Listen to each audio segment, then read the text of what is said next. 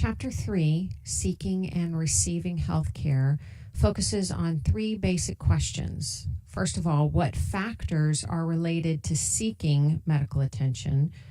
Secondly, where do people seek medical information? And third, what problems do people encounter when trying to receive medical care? So stop and think about it. Which websites do you rely on for medical information? When you go to the computer, do you type in WebMD, Mayo Clinic, even Yahoo Health? Do you feel that the information that you get from these websites is accurate? Why or why not? So how do people know when to actually go to the doctor, when to seek medical attention? How do people know when they're actually sick? People can actually have a disease and not be ill. For instance, high blood pressure is known as the silent killer because there's no outward signs of it, but yet inside it's actually having huge impacts on your heart. So people with undiagnosed hypertension, HIV, or even cancer all have a disease, but may actually appear healthy and be unaware of the disease. So a disease is the process of physical damage within the body that may or may not be known to the patient. But an illness is the experience of being sick or having a diagnosis of a sickness. So who is it that determines when someone is ill? Well, in Western countries, it's a doctor, it's a physician. Physicians look at the person's symptoms and they make a diagnosis. But think about it, those of you who either live or have traveled in another country or come from another culture, how is illness understood in other parts of the world? How do people determine what is just an inconvenience versus what is an actual illness? So symptoms are anything that is a departure from how you normally function or how you normally feel. And it tends to be very subjective. You know how you felt before, you know how you feel now. Is it different? And symptoms may or may not be an indication that you actually have a disease. So symptoms can be looked at through what we call illness behavior. Illness behavior are activities that you do when you are experiencing symptoms, but you have not yet received a diagnosis. So you might be having a headache, you might be having chest pain, you might be having soreness, and so you might undergo certain behaviors in order to deal with those. Do you take an Advil? Do you take a nap? Do you get something to eat? Or do you determine that it's something more serious and maybe I need to get medical attention? So the goal of your illness behavior is to determine what is your health status and do you need medical care or is it something that you can take care of yourself? So symptoms are very critical in seeking medical care, but not everybody with symptoms actually seeks care. So how do you decide if your symptoms actually warrant seeking medical attention? So deciding when you're going to get medical care is a very complex problem. It's compounded by your personal factors, social factors, as well as economic factors. So that illness behavior occurs before diagnosis. Sick role behavior, however, occurs after diagnosis. Once you find out that you have a diagnosis, what are those behaviors that you do that are aimed at trying to get better?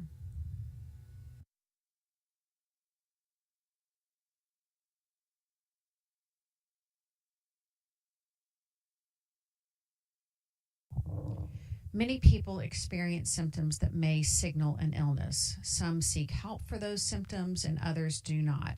And there's 6 possibilities that explain how people respond to symptoms. They are personal factors, your gender, your age, your socioeconomic, ethnic, and cultural factors, characteristics of the actual symptoms, and then how you conceptualize the disease. So who uses health services? Seeking treatment is very strongly influenced by psychological processes, your prior experiences, your personality, again, your culture and gender, and then whether you tend to focus more on the internal factors of what's happening in your body versus the external factors, those things that are happening in your environment. So let's take a look at each of these 6 different conditions. So the first factor is personal factors. that have an influence on whether you seek medical attention. Personal factors can be how you view your body. You know, if you feel like you're managing your symptoms okay, all I need to do is get a good night's sleep, or maybe I just need to take a couple of Advil to take care of my headache, then you might not seek treatment because you feel like you're managing your symptoms okay. Stress level also factors into that. So stress affects people's readiness to seek care. People who experience a great deal of stress are more likely to seek health care than those who are under less stress, even if the symptoms are perceived to be equal. The third factor that falls under personal factors is your personality trait. People who tend to score high in neuroticism, if you've taken intro psychology and talked about the big 5 personality traits, neuroticism is one of those. And basically, neuroticism is just a high emotional reactivity to things. So if you tend to be a highly emotionally reactive person, then you will be more likely to seek treatment. Who in your family is most likely to go to the doctor?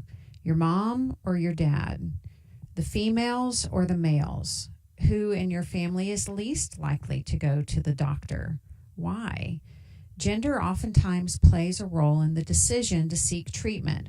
Women tend to be more likely than men to use health care. Part of it may be because women tend to be more sensitive to their bodies than men, and they also tend to report more non-life-threatening symptoms. In addition, women's gender role allows them to seek assistance more readily. It's more socially acceptable for a woman to look for help, whereas male gender roles, especially in Western culture, teach men to just be strong, deny your pain, discomfort, just walk it off. And so there does tend to be a difference in how men and women approach and view healthcare. Age is another factor that influences people's willingness to seek medical care. Young adults tend to be the most reluctant to see a health professional, generally because young adults tend to be healthy overall, and they don't see their symptoms as being a result of something serious. They see it as being more of a temporary thing, that if they just get a little bit of sleep or if they just take some Advil, then it will go away. So compared with younger and middle-aged patients, older people tend to be more likely to seek medical attention. Elderly people tend to have more chronic conditions and diseases. And young children also tend to seek medical treatment, or their parents tend to seek it for them. Children are exposed to more infectious diseases. They're more likely to get colds and other types of illnesses. And so the young and the old tend to be more likely to seek medical care. Socioeconomic factors also factor into seeking medical care. People who are in high socioeconomic levels, people who make a lot of money, are less likely than others to even have symptoms. But when they do experience pain and discomfort, they're more likely to go to a healthcare professional. Whereas low socioeconomic people, or people that are in the lower income brackets, tend to actually be overrepresented among those who are hospitalized, primarily because they wait a lot longer before seeking treatment. And by the time they seek medical treatment, they are in a more serious condition. And generally, low SES or low socioeconomic people only seek treatment if it's an emergency. They don't regularly visit a doctor in order to catch the symptoms before they get serious. A study out of the United Kingdom confirmed the idea that culture and ethnic background, not necessarily a lack of knowledge, are primarily responsible for differences in seeking medical care. European Americans are most likely to seek medical care. Some ethnic minorities indicate that they are more likely to experience discrimination. And if you are experiencing discrimination, you're going to be a lot less likely to seek care. And then some cultures encourage seeking treatment, whereas other cultures are more reluctant to seek treatment and more skeptical of medical treatment. Some people may be reluctant to seek medical attention because they feel like there is a stigma associated with their disease, especially mental disorders and sexually transmitted diseases. Those can be very embarrassing, and a person feels very uncomfortable seeking treatment for such a disorder. as well as like gastrointestinal issues. People may feel uncomfortable going and seeking help for those particular issues. And one of the problems with stigma is it delays healthcare. You're embarrassed to go see a provider, and so you're reluctant and you delay going and seeking the treatment.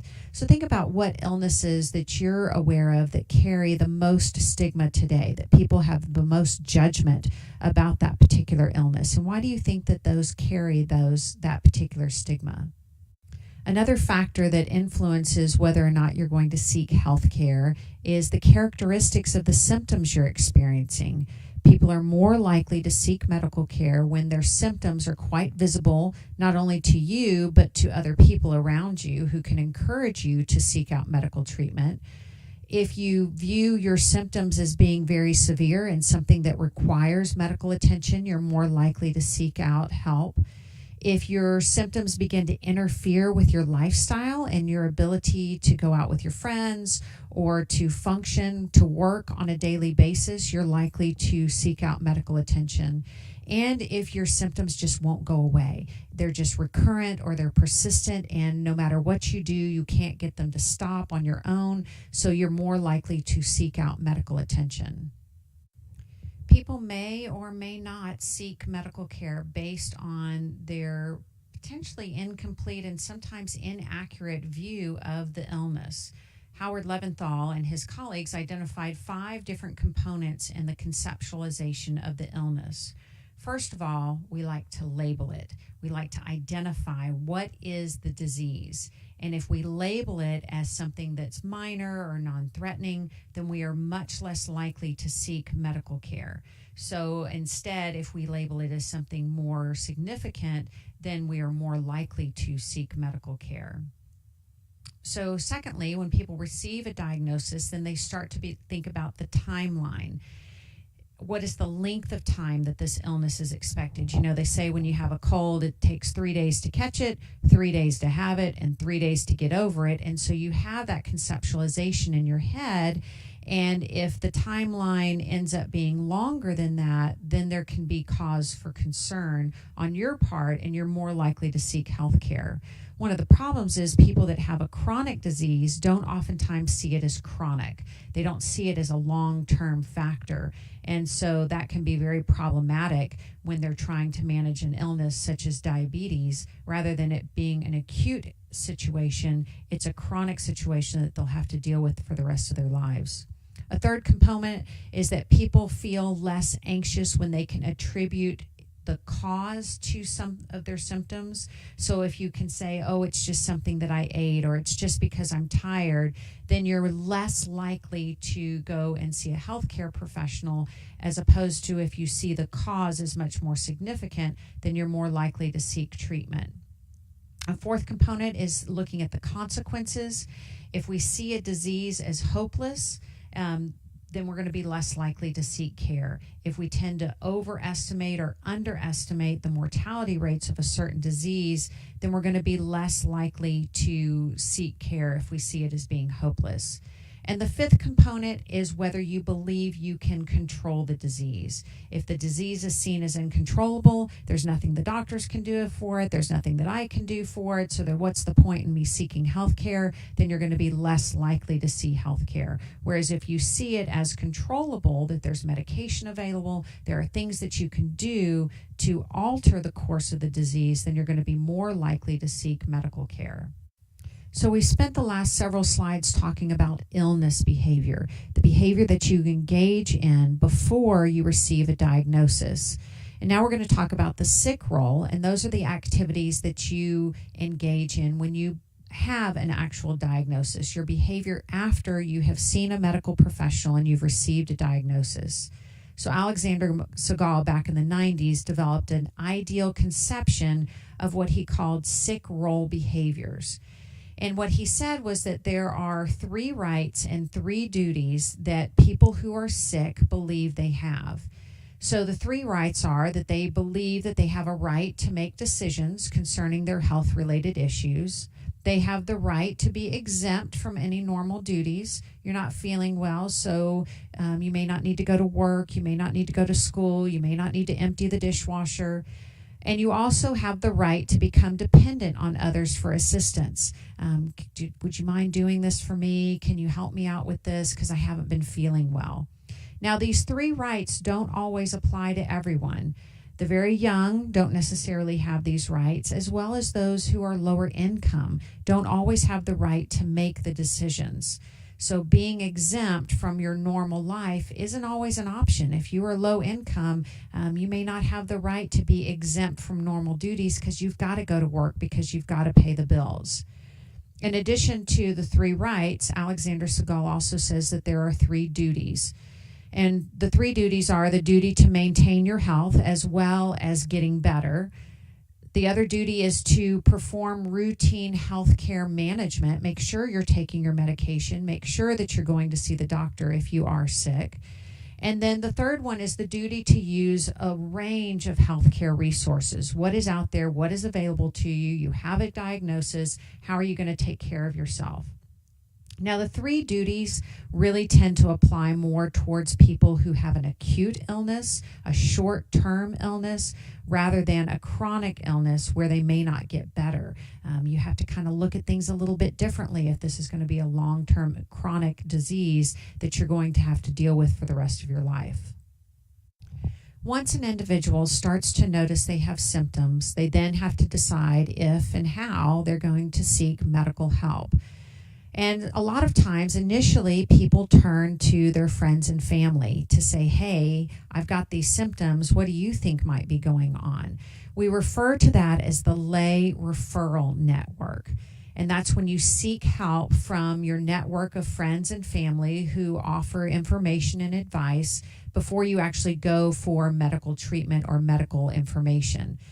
Those are usually kind of your first source of information. Maybe there's somebody in your family or in your close circle of friends that's kind of the doctor, and they're not officially a doctor, but they're the person that you know you can call. Maybe it's your mom or your grandma or your dad, or maybe it's you in the family that everybody calls and says, hey, I've been feeling this. What do you think might be going on with me?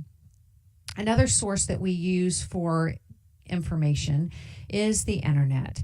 As we mentioned at the beginning of this lecture, we oftentimes turn to the internet to get answers for our medical questions. Maybe you go to WebMD or the Mayo Clinic or even Yahoo Health and trying to seek health information. Those can be a valuable source as long as you're getting the correct information, but sometimes there is a lot of misinformation that's out there on the internet, and you can actually misdiagnose the situation that's going on. Sometimes doctors also use the internet, not necessarily to get advice, but in order to see what are the newest and latest treatments or the newest studies that have been done on a particular disorder.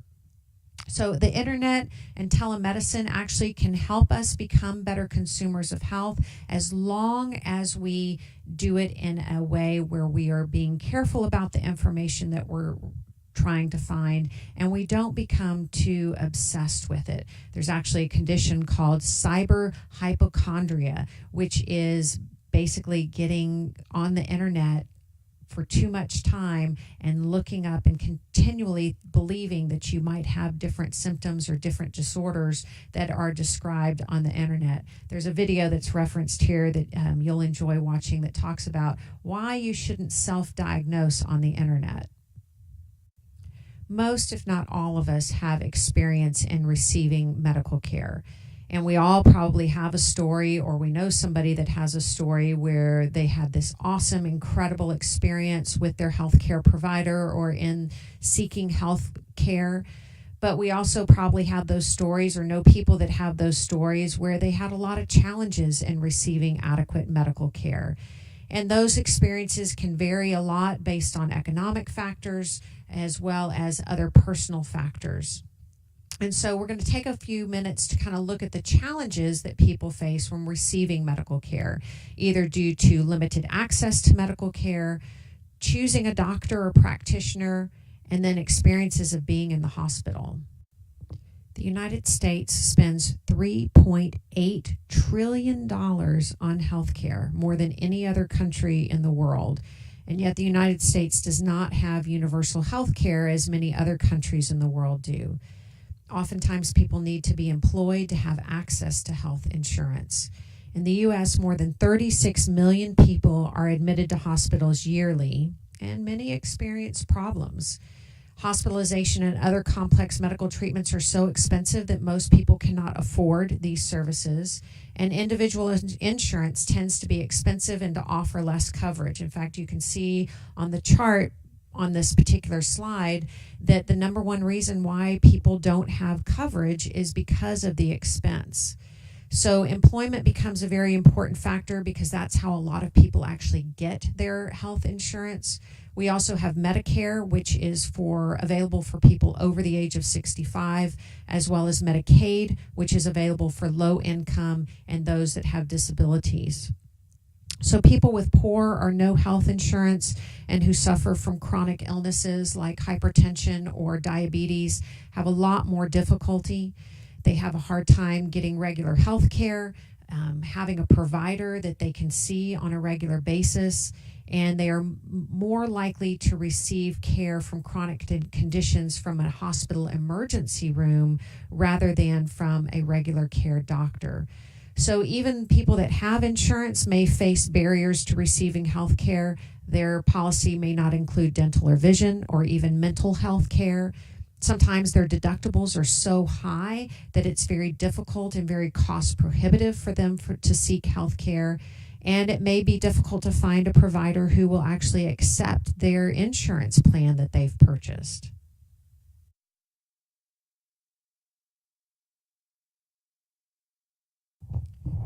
When sick, people generally consult a healthcare professional.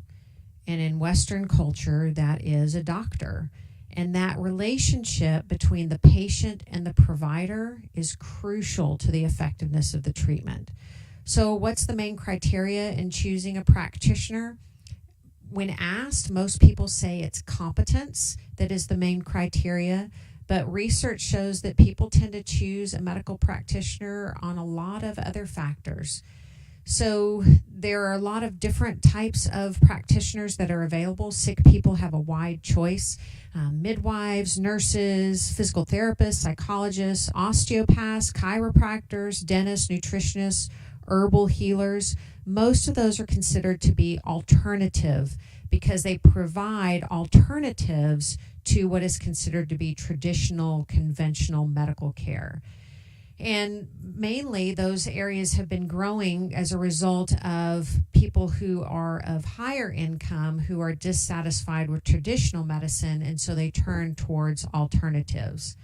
But people who do not have health insurance, the most common experience of receiving health care is going to the emergency room. And so they don't develop a relationship with their practitioner because they have very little choice as to who their practitioner would be. As mentioned on the previous slide, the relationship between the patient and the provider is crucial for effectiveness, primarily because if the patient views the practitioner as competent and also has a warm relationship with them, the patient is much more likely to follow medical advice, get their checkups. They're more likely to continue going to the doctor and getting treatment for various issues. They're more likely to get checkups, and they're less likely to file complaints. That relationship between the patient and the provider is the backbone of all medical treatment. 60 to 80% of treatment decisions are based on information that arises during the doctor's visit. So the patient-provider relationship is crucial for effectiveness, and the most crucial part of that relationship is communication. Verbal communication. Patients are significantly less likely to follow a practitioner's advice when the practitioner communicates poorly. And that can be that you feel like the physician's not listening to you, or even that the physician kind of speaks a different language and you don't really understand what they're talking about. So verbal communication is perhaps the most crucial factor in the patient-provider interaction. The average doctor visit is 12 to 15 minutes. And on average, research has shown that the doctor will interrupt you within 23 seconds into your comments. And sometimes it can be very difficult to communicate your symptoms, especially if you're in pain or if you're anxious or even embarrassed. The doctor is trying to get as much information from you as possible on a very tight schedule. And so the patient ideas of what's important may not necessarily match with the doctor's idea of what's important. So the patient may leave the consultation feeling very dissatisfied because they didn't get very much information, or they didn't understand what the doctor was talking about, or they don't know if they can comply with what the doctor told them to do. So the more time physicians spend with patients, the more satisfied patients are. People tend to value competence, technical competence in their physician, but because that's difficult to judge, then people tend to evaluate their physicians based on personal characteristics. Physicians who are seen as warm and caring, friendly and interested tend to have a better relationship with their patients. And actually, female physicians, based on research, tend to talk longer with their patients. They ask more questions. They tend to be more positive and offer more nonverbal support. Female doctors, on average, tend to spend 10% more time with their patients and are evaluated more highly by their patients than male doctors. There's an amusing video called The Appointment that talks about how to make the most out of your doctor's appointment during those particular times where you need to visit and maybe you're anxious and uncertain and concerned. Over the past 30 years, hospitals and the experience of being in the hospital have both changed. First of all, lots of types of surgeries and tests that were formerly handled through hospitalization are now performed on an outpatient basis. You go in that morning, you get your gallbladder out, and you're out that afternoon. Hospital stays have also become shorter. And now we have an expanded array of technology that's available for diagnosis and treatment. And patients now feel increasingly free to voice their concerns to their physicians. As managed care has become a larger part of our healthcare system, it has helped to control costs, but generally that's due to shorter hospital stays. And shorter hospital stays are not always in the interest of the patient, especially if you're going home to a situation where you might not receive very good care, or you aren't at a point where you can care for yourself if you have any kind of serious situation. Also, as we have become more technologically advanced in our medical knowledge, that has become a more prominent part of patient care, and consequently, personal treatment by hospital staff has become less so. And so these factors can combine to make hospitalization more stressful, as well as increase the number of medical mistakes due to either heavier reliance on technological medicine or in less patient care as a result of these changes. Part of the sick role after you've been diagnosed is to be a patient. And being a patient means conforming to the rules of a hospital and complying with any medical advice, as well as being treated as a non-person, just something that needs to be fixed and healed and treated. So you tolerate lack of information, and you also lose control of your daily activities. Patients oftentimes arrive at the hospital with a lot of anxiety, and sometimes the hospital does very little to alleviate that, because now you're required to trust these strangers to be taking care of you. So hospital patients sometimes show problematic psychological symptoms such as anxiety, depression, nightmares, insomnia. Lots of people taking blood, bringing food, meds, other tests. You can start feeling very fragmented and alone as a result of being a patient in this situation.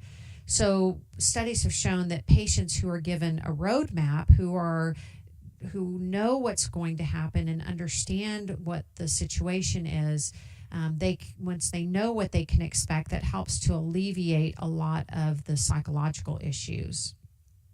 But hospitalized patients become part of the hospital routine, so they have limited information concerning their illness and little control, and that tends to manifest their physiological responses, and they actually start reacting on a physical level to sometimes all of this uncontrollable situation, and they want to exert some kind of control over it. So one of the main problems is that the focus becomes on the illness not on the patient. It becomes on the technical aspects, but it might ignore the emotional needs. And so the patients are just expected to conform submissively to the rules of the hospital and the orders from the doctor, and they aren't given a lot of control over what happens in that situation, which is where a health psychologist can step in and help provide that roadmap so that the patient knows what they can expect. So when talking about children in a hospital situation, if you remember when we talked earlier, one of the things with healthcare is that children have very little control over the decisions that are made. And that's even more true when they're in a hospital situation. So providing that information both for the child as well as for the parents can actually do a lot to help to reduce the level of anxiety that both the parent and the child are experiencing. Reassuring a child that they have, nothing to fear, there's nothing to be afraid of, is not generally very effective in dealing with a child, but distraction can be helpful. So if you've ever been to a children's hospital or to a children's floor of a hospital where there's lots of bright colors and there's toys and there's lots of activity going on, that distraction can actually help the child to deal with their anxiety. Another strategy that can help children is modeling, seeing other children who have gone through a similar type situation, and the way that they're coping with it can be a very effective way in helping the child deal with the stress of the situation.